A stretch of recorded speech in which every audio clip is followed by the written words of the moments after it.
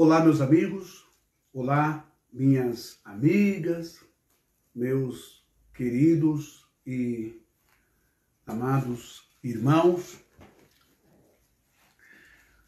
Obrigado pela oportunidade que vocês me dão de estar aqui na live e pelo carinho de entrar na minha live e participar, ouvindo e vendo atentamente a cada palavra e a cada ensinamento que aqui é passado. Vamos falar um pouco sobre os nicolaítas ou a doutrina nicolaíta. Vamos falar um pouco o que tem a ver o profeta pagão, que não era um profeta ali do meio do povo de Israel, mas um profeta que andava em meio a tantos outros deuses e paganismo. Mas ele tinha um dom, e isto as Escrituras não negam, nem mesmo o próprio Deus. Vamos falar então sobre Balaão, os nicolaítas. Obrigado. Balaão, os nicolaítas. Vamos falar sobre Yahushua ou Yeshua, Jesus, e vamos falar também sobre Simão o Mágico. Depois faremos as adaptações para os dias atuais, no que nos serve, no que nos ensina estas aplicações de hoje com esses personagens do livro chamado Bíblia. Nós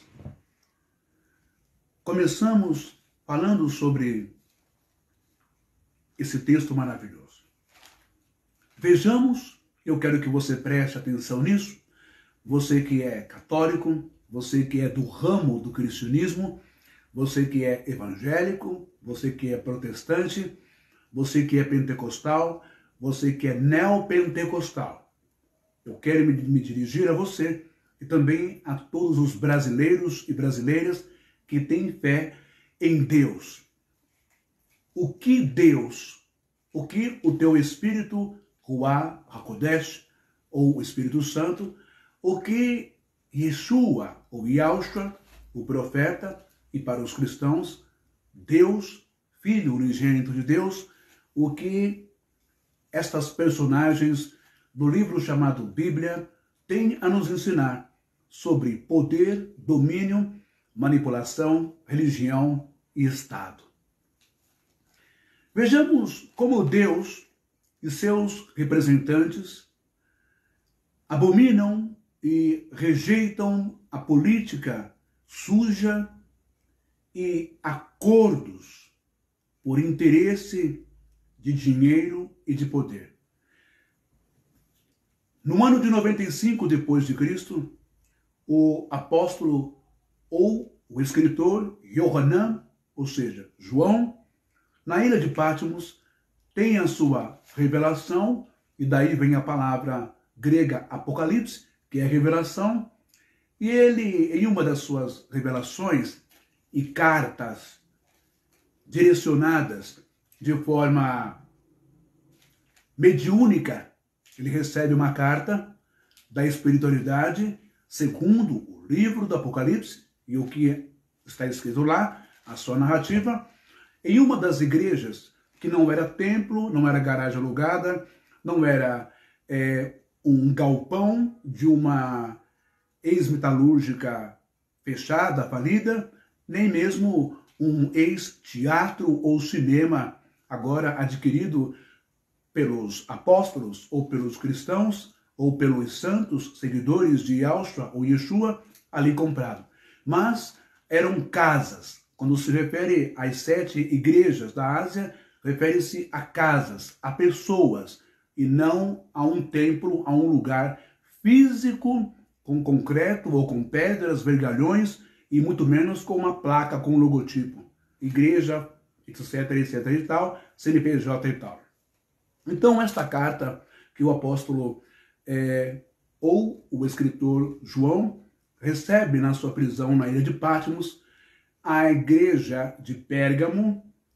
Ele recebe estas palavras e escreve as palavras de Yahushua ou Yeshua. Veja bem, Apocalipse, capítulo 2 e versículo 14. Ehom Allah kata sou oligos. Roti ekbon.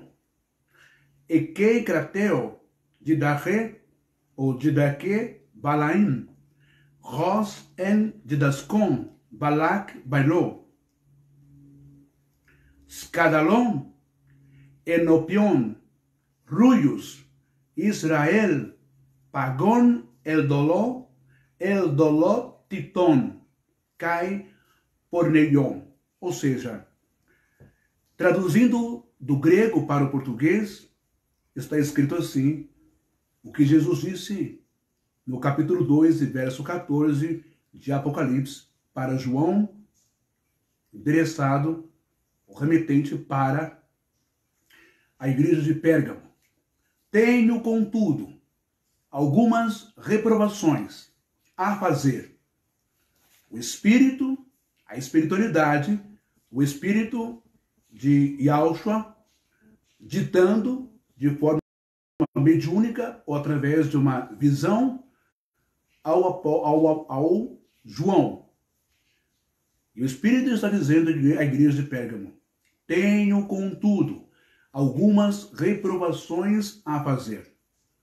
Tens aí pessoas que seguem a doutrina de Balaão, o qual ensinava Balaque a lançar uma pedra de tropeço aos filhos de Israel, para que comessem das carnes sacrificadas aos ídolos e se prostituíssem. Do mesmo modo, tens também tu, pessoas que seguem a doutrina dos nicolaítas. Prestaram bem atenção? Em grego, Apocalipse 2,14. Ekon ou Ehon Allah kata sou oligos, roti ekbon. Ekei krateu, didache ou didache, balaim, ros en didascom, balak bailou. Scandalon enopion, ruius, Israel, pagon eidolo, titon cai porneon. Vou repetir. Tenho, contudo, algumas reprovações a fazer. Tens aí pessoas que seguem a doutrina de Balaão, o qual ensinava Balaque a lançar uma pedra de tropeço aos filhos de Israel, para que comessem das carnes sacrificadas aos ídolos e se prostituíssem. Do mesmo modo, tens também tu, pessoas que seguem a doutrina dos nicolaítas. Esse é um primeiro versículo a começar essa live, a começar de trás para frente, do livro de Apocalipse 2,14. Agora, vamos ver também uma fala do então apóstolo Pedro, que também vai citar Balaão. A segunda epístola em grego, a segunda carta de Pedro, capítulo 2 e versículo 15. No ano 67 depois de Cristo. O então agora apóstolo Pedro, ele dita e Lucas, o médico, escreve para ele, porque Pedro era analfabeto. Então Lucas escreve aquilo que Pedro está recebendo por um conceito de fé e de crença, está recebendo da espiritualidade. Pedro escreve assim: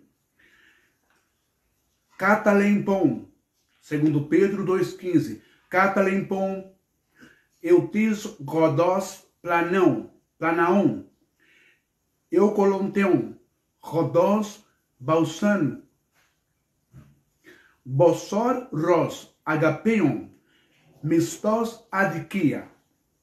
Pedro então está escrevendo o seguinte, 2 Pedro 2,15, deixando o caminho reto,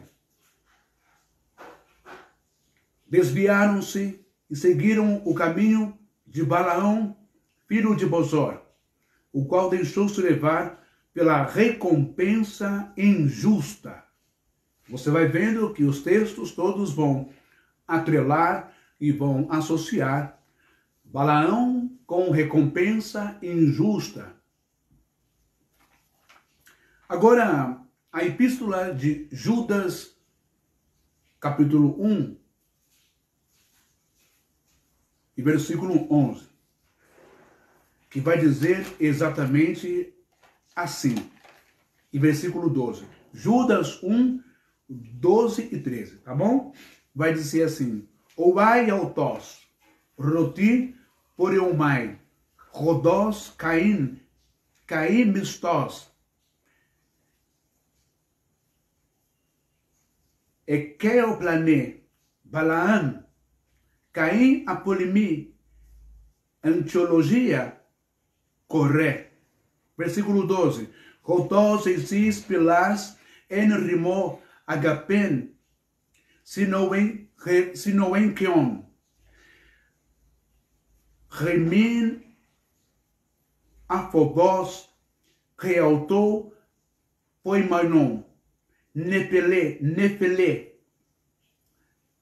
anedros perinfeum, repó anemos deidron. Ptinopirnos a carpos dis apotinesco e crison. Versículo 13. Crima agrios tanlassa e palpison realtou aikine aster planetes ros tereu zofos scotos eis aion. O que Judas está escrevendo aqui? Judas 1, 11, 12 e 13. Ai daqueles que trilham o caminho de Caim, seduzidos por um salário, entregam-se aos desvários de Balaão e perecem na revolta de Coré.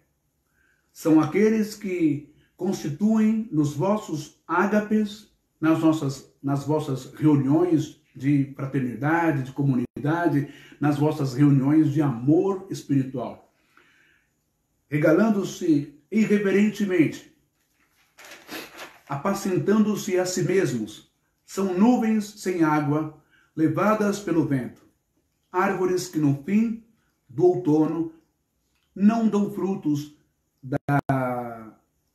duas vezes mortas, arrancadas pela raiz.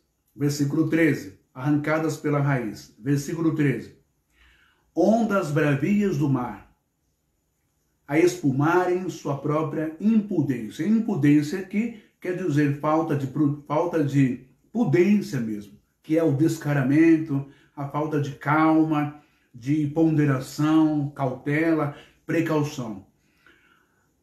Astros errantes, ou seja, estrelas errantes. Para que serve uma estrela?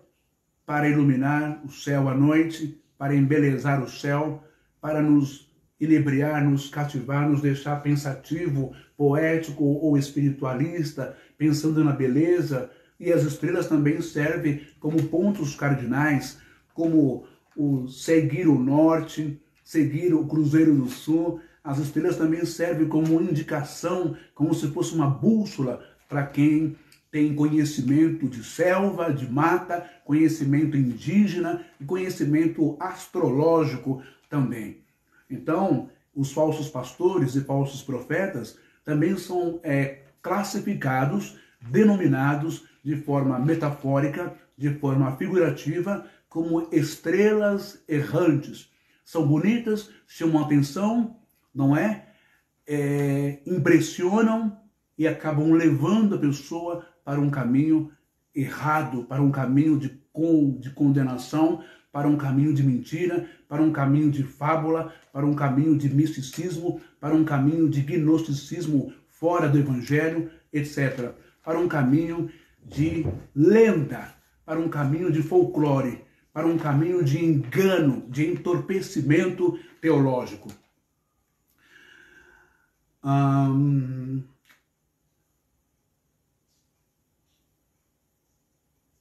Assim mesmo, são nuvens sem água levadas pelo vento, árvores que no fim do outono não dão frutos, 2 vezes mortas, arrancadas pela raiz, ondas bravias do mar, a espumarem sua própria impudência, astros errantes, aos quais será reservada a escuridão das trevas para a eternidade.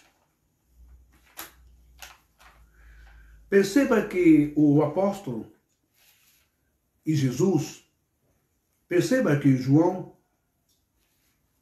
Pedro, Judas e o próprio Yahshua, ou Jesus, fazem menção a Balaão, o profeta pagão, e aos nicolaítas. Por que será? Porque ambos tiveram a mesma conduta baixa e corrupta, inescrupulosa, de confundir, enganar e ensinar o erro e a mentira com fábulas e rituais mentirosos, com sacrifícios e toda a sorte de prazer e pederastia, e sexualidade e prostituição e promiscuidade e pornografia.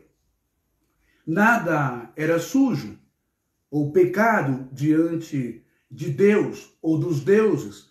Tudo se podia fazer, que estava tudo certo. Pagando o presente, pagando a augúria, pagando a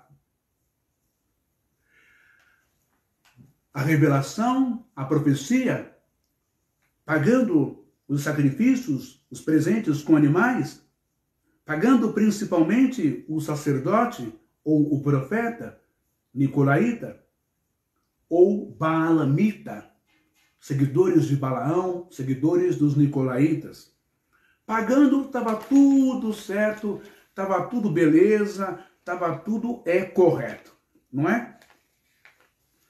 Vamos entender, eu quero que você preste bem atenção, e se você puder compartilhar, você compartilhe, essa palavra nicolaíta, antes de nós chegarmos em Balaão. Nicolaíta. Essa palavra nicolaíta, no hebraico, nico quer dizer, alguns dizem que quer dizer submissão, e lau quer dizer leigo.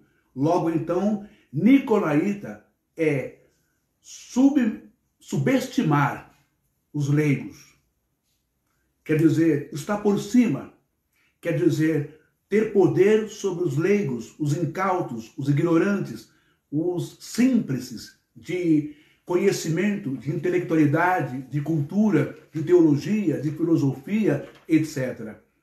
Em outras versões e traduções, a palavra nico quer dizer vitorioso, e lau vem como povo agora. Então nós temos nicolaíta, ou seja, aquele que subestima, ele é vitorioso em cima do povo, ou sobre o povo. Ou seja, aquele que tem vitória e que tem domínio e poder sobre o povo. Sobre o lau, leigos, ou membros humildes e ignorantes, feitos faltos de conhecimento. Então você que pertence, claro que com todo o carinho que eu quero falar aqui agora, com todo o respeito à sua pessoa, você que aceita ser chamado no cristianismo, dentro da Igreja Católica Apostólica Romana, de leigo, você está assumindo que você é leigo, que você é desprovido de conhecimento, que você é desprovido de inteligência, que você é desprovido de sabedoria. Logo, quem manda e desmanda na sua cabeça em termos e em contextualização de religião, de fé, de dogmática, é o padre, é o bispo, é o arcebispo, enfim, são os nicolaítas, digamos assim.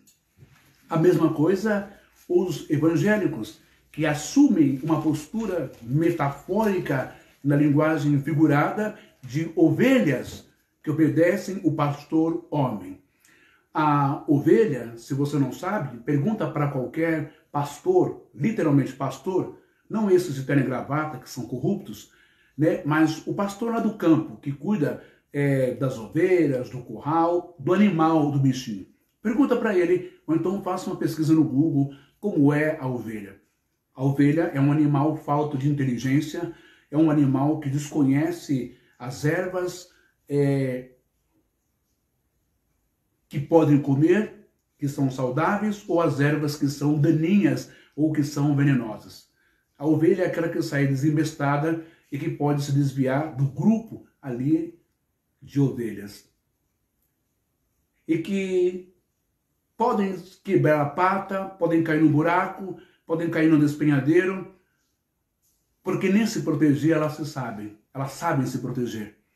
Existe uma técnica, não é, de passar azeite, isso desde o tempo do Mismor Davi, desde o tempo do rei Davi, que era pastor, onde se derrama o azeite sobre a testa, toda a fronte da ovelha, também pelas suas orelhas, pelos seus olhos e pelo seu focinho, ou nariz e boca, justamente para que o azeite espante as moscas que ficam ali no focinho, na boca, no nariz, nas orelhas e nos olhos da ovelha, para torná-la atrapalhada, para ser um incômodo e ela cair e se machucar e as moscas até devorar a própria ovelha. Então, o bom sentido de se associar à ovelha é porque a ovelha é ingênua, é pura, é isso? E porque a ovelha vai tipificar, então, o Cordeiro de Deus, ou Yahshua no Novo Testamento. Como o cordeiro mudo, como a ovelha muda, vai ao matadouro, não é? Enfim, mas colocar as pessoas como ovelha, figurativamente, diante de Deus, significam que são pessoas mansas, são pessoas boas, são pessoas ingênuas no sentido de ter um coração puro. Mas, se inverter esse sentido de ovelha e colocar como ovelhas no pasto ou no curral do pastor homem, aí a situação fica mais complicada. Porque então o homem é o pastor, o homem tem a palavra que é o cajado e tem a autoridade, e ele pode fazer o que ele quer com as ovelhas, inclusive não só tirar a lã da ovelha, mas tirar a carne, o músculo, o couro, o osso, o tutano, tudo que a ovelha tem. Porque aí ele se torna o lobo devorador. E é o que mais acontece há décadas no Brasil e no mundo e nos países onde o protestantismo e o povo evangélico cresceu. São devorados pelos seus pastores. Mas então, vejamos que a doutrina do Nicolaíta, ela foi muito bem aceita, muito bem criada, muito bem exercida e executada durante a Igreja Católica Estado, a Igreja Católica Império, aonde criou-se cargos de padres, de bispos, de arcebispos, de cardeais, de príncipes da Igreja e de papa, aonde dominaram, tiveram vitória, foram tiveram vitória, aonde subestimaram, submeteram as pessoas, a inteligência das pessoas, dos leigos, dos laos, do cristianismo católico apostólico romano, desde o seu início na Idade, chegando para a Idade Média até hoje. E essa doutrina, essa estratégia de dominar a cabeça das pessoas, inserindo, impregnando, colocando o pavor, o medo, o misticismo, a mitologia emprestada de religiões e cultos pagãos, como o diabo, o demônio, o fogo, o inferno, as chamas que foram inseridas na Bíblia, não é? Pelos pais da igreja, enfim, que você já sabe, dominaram então os laus ou o povo, dominaram a mente das pessoas. Por isso, a doutrina dos nicolaítas é essa. Ela é poderosa, ela é forte, é uma estratégia, é sistematizada num sistema de teologia, num sistema todo, entre aspas, perfeito para o mal, para amedrontar você e para fazer você dar a tua alma, o teu coração, a tua mente para a religião, com todos os seus rituais. Mas o que é que a Bíblia vem ensinando ou que a Bíblia quer nos passar neste início de noite sobre nicolaítas, ou seja, sobre vitória sobre o povo, submissão sobre o povo leigo? E por que que a Bíblia fala sobre os nicolaítas e o que que Balaão tem a ver com isso? Antes de entrarmos na história de Balaão, vamos falar um pouco sobre o que a espiritualidade pode nos falar um pouco mais sobre conhecimento e sabedoria ou ignorância. Veja que no livro de Oséias, entre os profetas menores, no capítulo 4 e versículo 6, nós encontramos o que da espiritualidade? Nós encontramos este versículo, Oséias capítulo 4 e versículo 6. Ramdamar, dartir, marak, mark, kaham, shakar, Torah Elohim, shakar ben. O que quer dizer isso?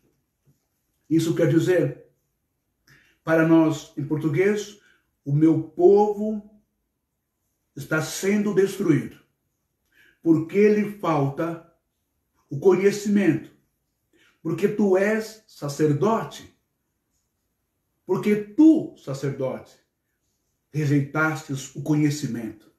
Também eu te rejeitarei, para que não sejas sacerdote diante de mim, visto que te esquecestes da lei do teu Deus, visto que te esqueceste da lei do teu Deus, também eu me esquecerei de teus filhos.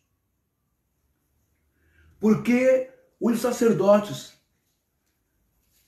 por interesse espúrio, por interesse escuso, por amor ao poder, à ganância, aos bens materiais, ao dinheiro, à grana, à boa vida de ricos e milionários, de detentores, como nicolaítas, do conhecimento, mas invertendo o conhecimento, passaram a envenenar, a intoxicar a mente do povo com outras doutrinas, com várias mentiras em Israel. Então Deus chega e pergunta, Deus chega e fala, o meu povo está sendo destruído.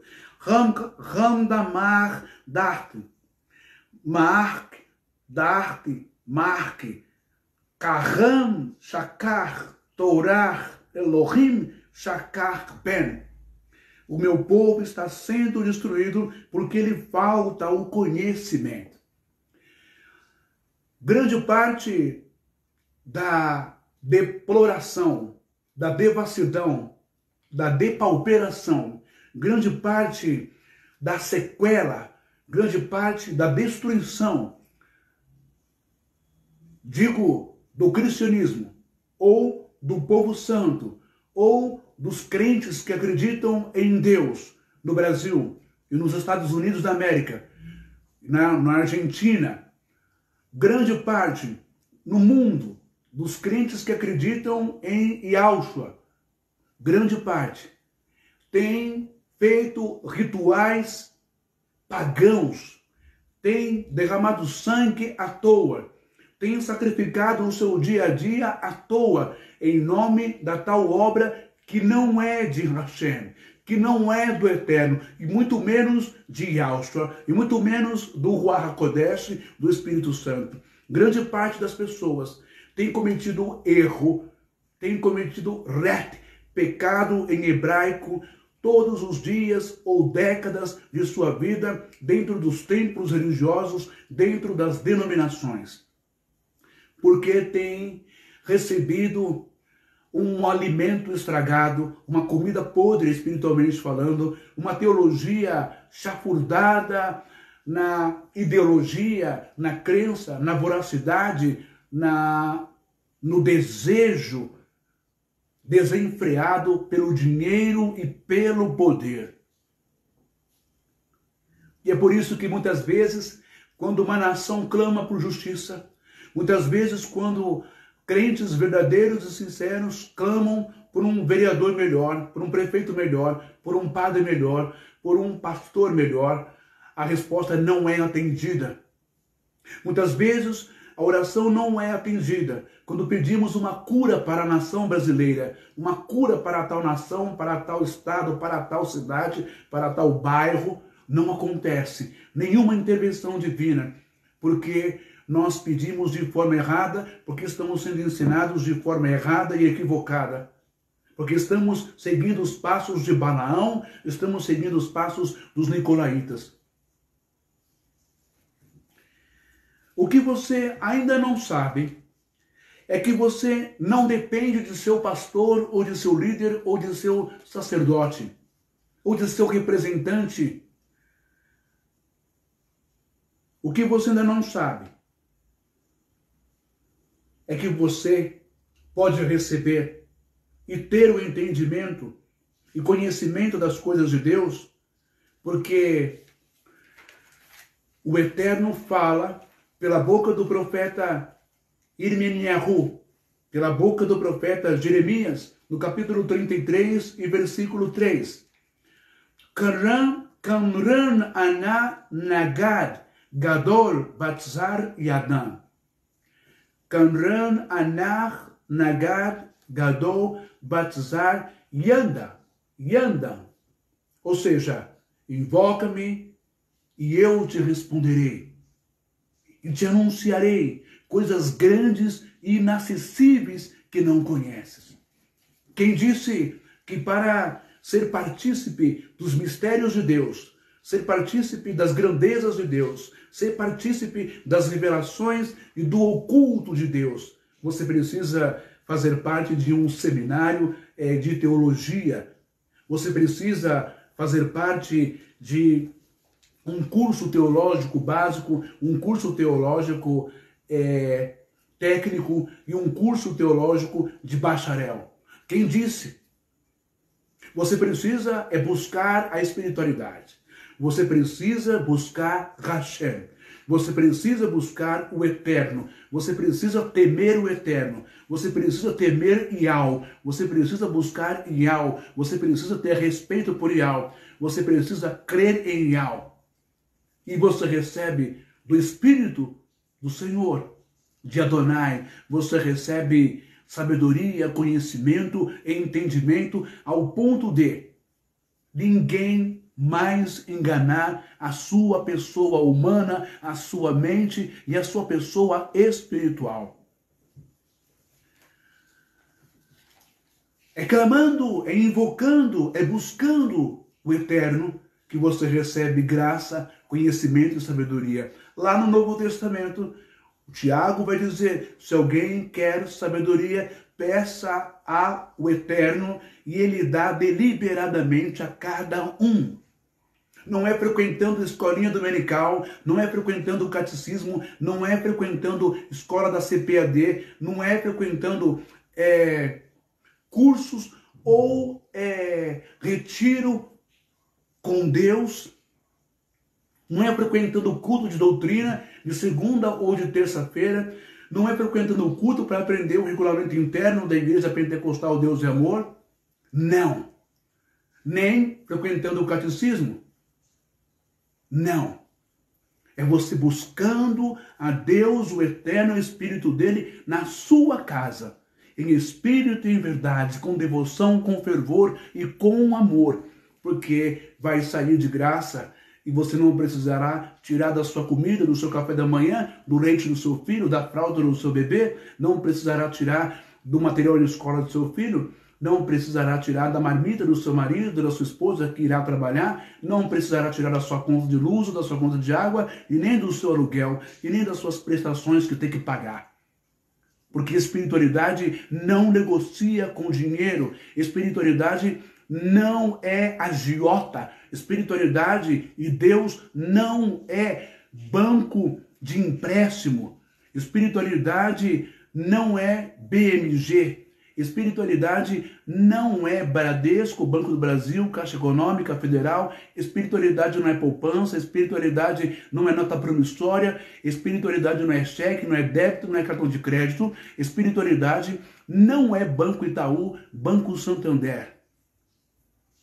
Espiritualidade é caráter, é verdade, é justiça, é integridade, é ética. Espiritualidade é amar o que é correto. É caridade, é amor ao próximo e em prática.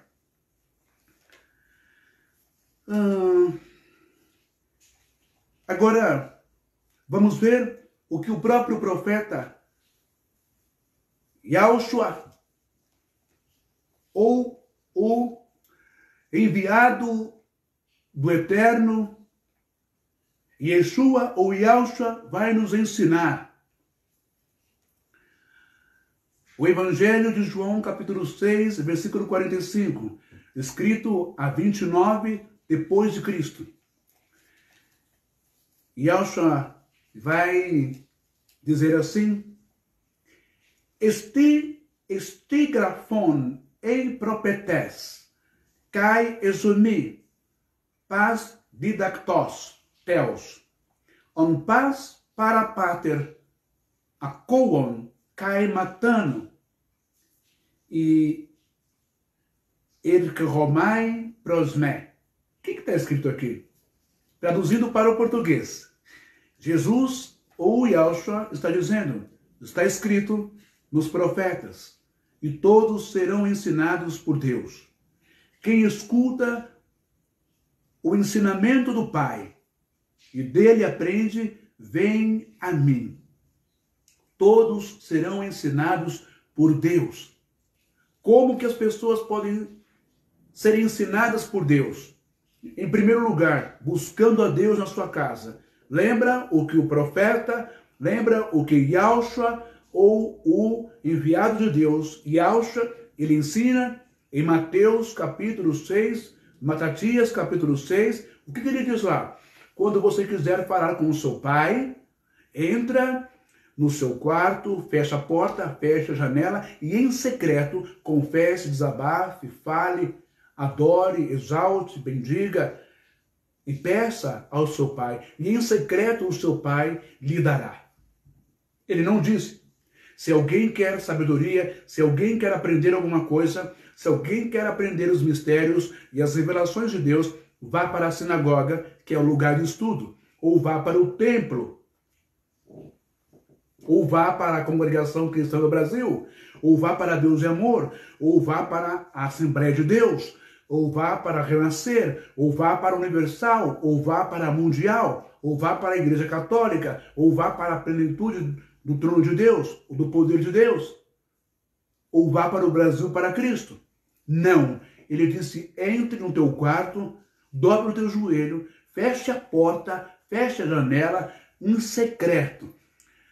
Quanto mais você desenvolver, eu não vou dizer o costume, mas a habilidade e o prazer de buscar a espiritualidade em secreto, em segredo, no particular, no íntimo, no silêncio, só você e a espiritualidade, você é agraciado, e quando você abre as Escrituras, o Espírito te dá revelação, o Espírito te dá conhecimento, o Espírito te dá sabedoria, e você aprende. Mas se você viver comendo pelas mangas dos homens, como aquele mágico que sempre tem uma carta que sai da manga, se você continuar como um passarinho, sempre dependendo da água que o homem colocar ali no bebedouro para você, talvez você possa morrer envenenado, ou intoxicado, ou ficar doente, porque você não sabe o que tem nessa água desse bebedouro, desse filtro pendurado. Você deve tomar cuidado. Primeiro que você não é ovelha, você não é bode, você não é boi, você não é cavalo, você não é jumento e você não é cachorro para ficar comendo ração da religião. Deus é o pão da vida. Ele mandou o maná no deserto. Jesus vai dizer, ele acha que ele é o pão vivo que desceu do céu. O apóstolo João, ou João vai dizer em Apocalipse que foi-lhe dado um livro, e quando ele ingere esse livro, come esse livro, na boca é doce como mel, mas quando chega no seu estômago é amargo como o fel. Então você preste atenção, que pão você tem recebido, que alimento espiritual você tem recebido. É preocupante, é muito assustador, é muito preocupante os pães, os trigos podres, fermentados e estragados. Sabe aquela pessoa que não pode comer o trigo por causa do glúten?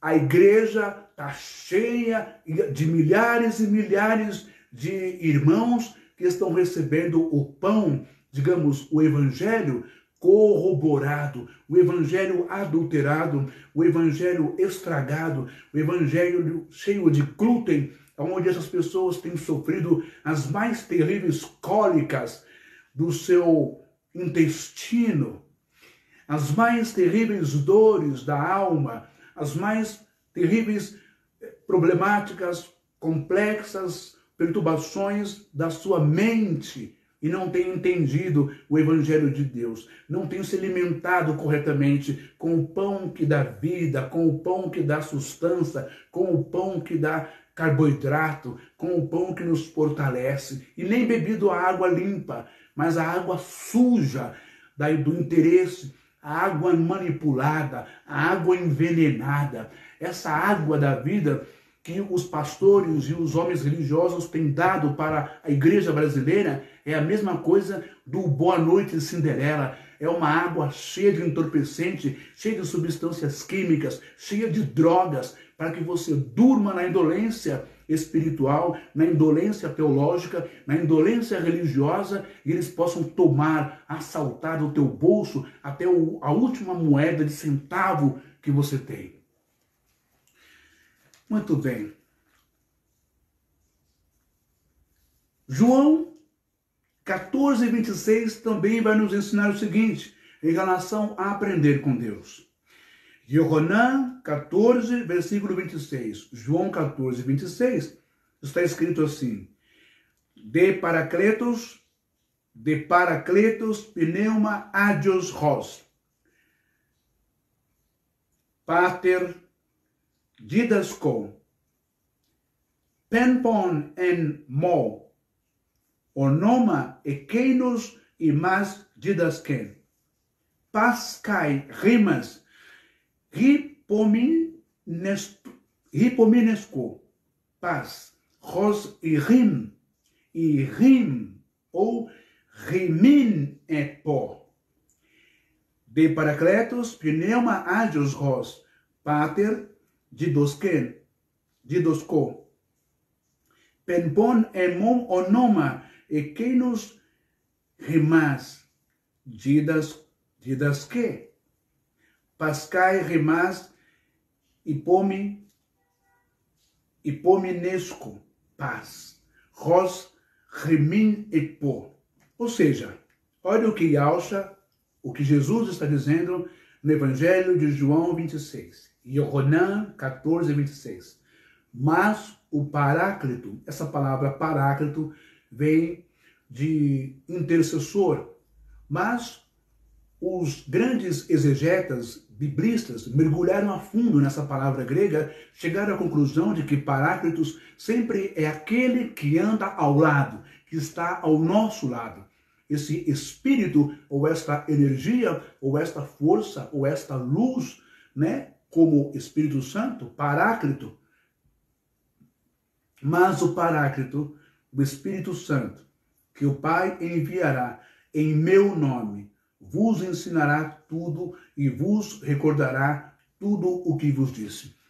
Dentro desta fala de Jesus, em questão de recebermos o auxílio, a bênção da sabedoria, a bênção de interpretar, a bênção de ter a visão, a fala, a audição, o cheiro, de sabermos identificar se aquilo é bom, é agradável, se aquela pessoa é verdadeira, como um legista forense, como um investigador, que só de olhar você já sabe o que é aquela pessoa, só da fala dela, só do tom da voz dela, só da ideia dela, você já tem uma revelação de saber quem está por dentro daquele corpo bonito, daquela mulher linda, daquele pregador, daquela paramentologia, daquelas roupas todas.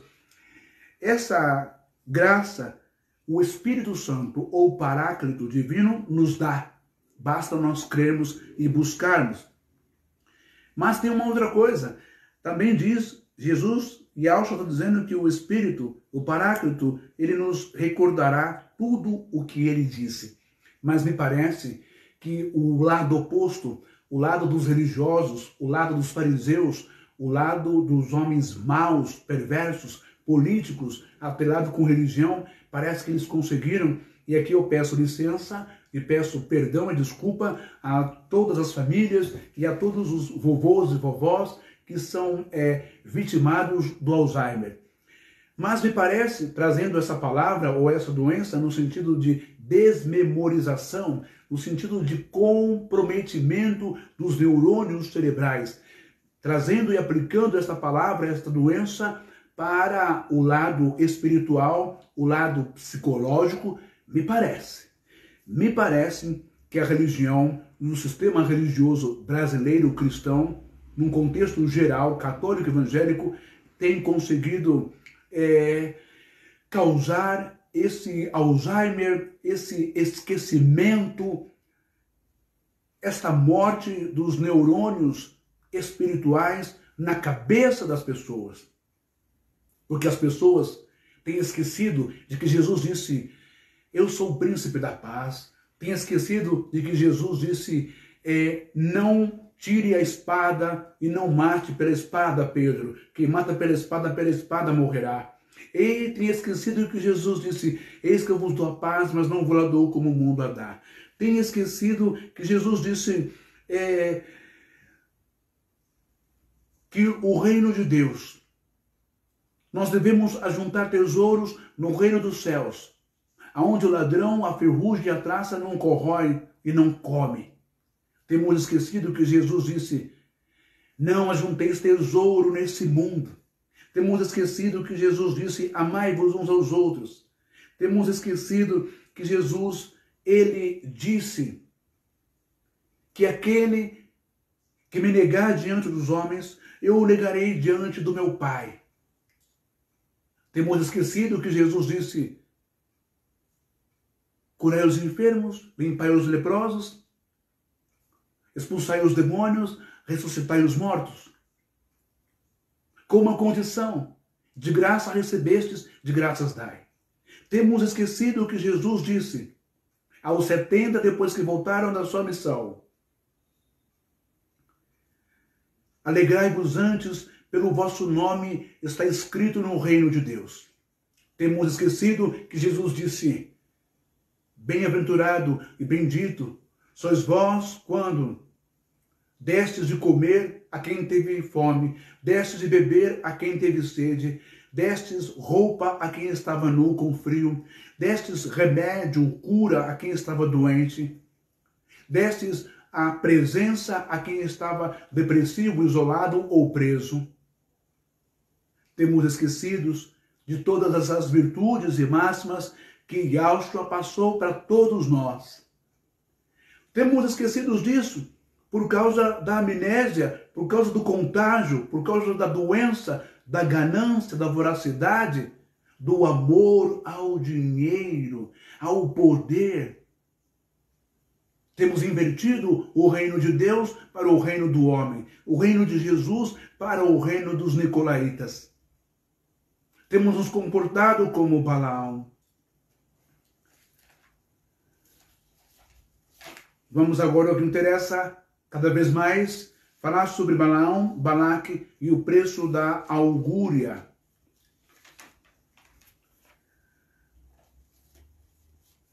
Mas antes de chegarmos a Balaão. Vamos ler essa palavra.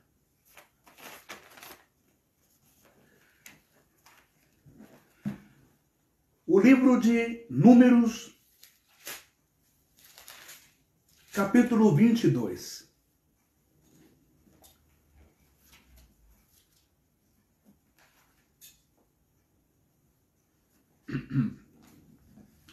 Diz assim.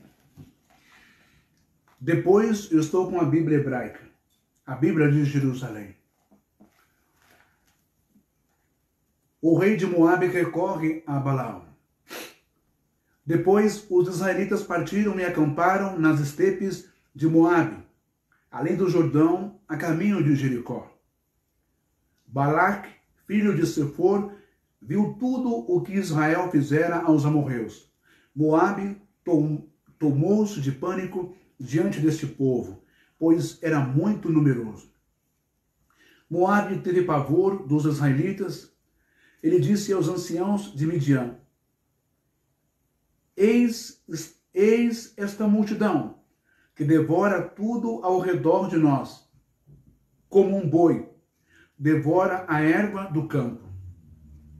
Balaque, filho de Sefor, era rei de Moabe. Naquele tempo, mandou mensageiros para chamar Balaão, filho de Beor, em Petor, que está junto ao rio, na terra dos filhos de Amal. Disse-lhes: Eis que o povo que saiu do Egito cobriu toda a terra, estabeleceu-se diante de mim. Vem, pois, eu te suplico, e amaldiçoa por mim este povo, pois é mais poderoso do que eu. Assim poderemos derrotá-lo e expulsá-lo da terra, pois eu o sei. Aquele que tu abençoas é abençoado, aquele a quem tu amaldiçoas é amaldiçoado. Então você veja, nesses primeiros versos do livro de Números, ou do capítulo 22 de Números, nós vemos que o rei dos Moabitas, o rei Balaque... Ô Miriam, pega para mim aquele pano. Tá ouvindo bem? Uhum. Não tá falhando?